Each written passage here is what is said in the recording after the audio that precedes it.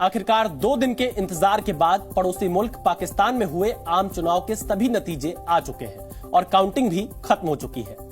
वैसे तो 8 फरवरी को हुए चुनाव के परिणाम 9 फरवरी की सुबह 10 बजे तक आने थे, लेकिन पाकिस्तान में ये इतना आसान कहां है।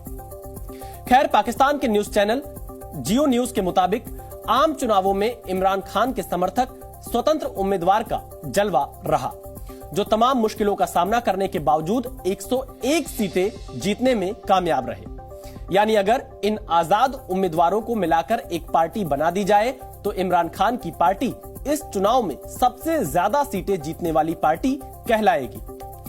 नवाज शरीफ की पार्टी पाकिस्तान मुस्लिम लीग ने अकेले दम पर 75 सीटें जीती हैं और चुनाव नतीजों के हिसाब से वो पार्टी के तौर पर पहले नंबर पर रही है।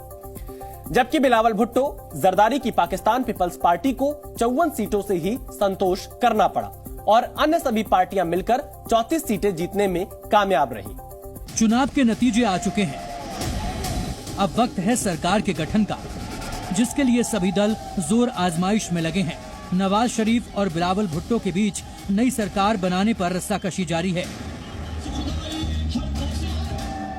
नवाज शरीफ की कोशिश है कि वो सभी दलों के साथ मिलकर सरकार बनाएं, जबकि बिलावल चाहते हैं कि वो मुस्लिम लीग के बिना हुकूमत चलाएं। पाकिस्तान में नई सरकार बनाने के लिए किसी भी पार्टी को नेशनल असेंबली में 265 में से 133 सीटें जीतना जरूरी है, लेकिन इस आंकड़े को कोई भी पार्टी अकेले दम पर नहीं छू पाई। ऐसे में नवाज की मुस्लिम लीग बिलावल भुट्टो की पीपल्स पार्टी के साथ मिलकर सरकार बनाने की कोशिश कर रही है, लेकिन नतीजों के हिसाब से ये मुमकिन नहीं है, क्योंकि नवाज की पार्टी PLMN को 75 सीटों पर जीत मिली है, जबकि बिलावल के खाते में 54 सीटें आई हैं। दोनों के गठबंधन के बाद 129 और बहुमत के लिए चाहिए 133। ऐसे में अभी 4 सीटों की और दरकार है। अब इन 4 सीटों के लिए नवाज दूसरे दलों से संपर्क साध रहे हैं। इसके लिए आज नवाज शरीफ, उनके भाई शहबाज और बेटी मरियम ने लाहौर के जाती उमरा में मुत्तहिदा कौमी मूवमेंट पाकिस्तान यानी MQMP के प्रतिनिधि मंडल से मुलाकात की, जो 1 घंटे से ज्यादा चली। अगर नवाज शरीफ MQM की सभी शर्तें मान लेते हैं तो वो अपना समर्थन देने को तैयार हैं और तब नवाज शरीफ सरकार बनाने में कामयाब हो जाएंगे।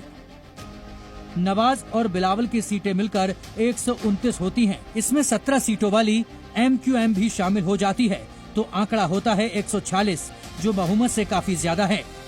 पाकिस्तानी पत्रकार जिस पाकिस्तान डेमोक्रेटिक मूवमेंट सरकार की बात कर रहे हैं, उसका पूरा श्रेय जाता है पाकिस्तान की सेना को, क्योंकि उसी के इशारे पर यह सब हो रहा है।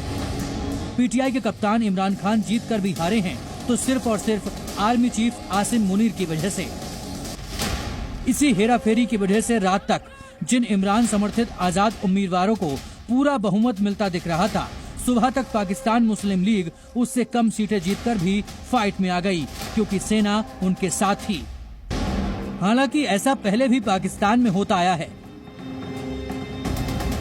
2018 के चुनावों में तत्कालीन सेना प्रमुख कमर जावेद बाजवा ने इमरान खान की ऐसे ही मदद की थी। तब नवाज शरीफ की आंखों में आंसू थे, लेकिन इस बार इमरान के साथ सेना ने खेला किया है। खैर, मुनीर के ऑफिस ने नई सरकार का खाका खींच दिया है। अब देखना है कि जनरल मुनीर नए वजीर आजम की गद्दी पर किस प्यादे को बिठाते हैं।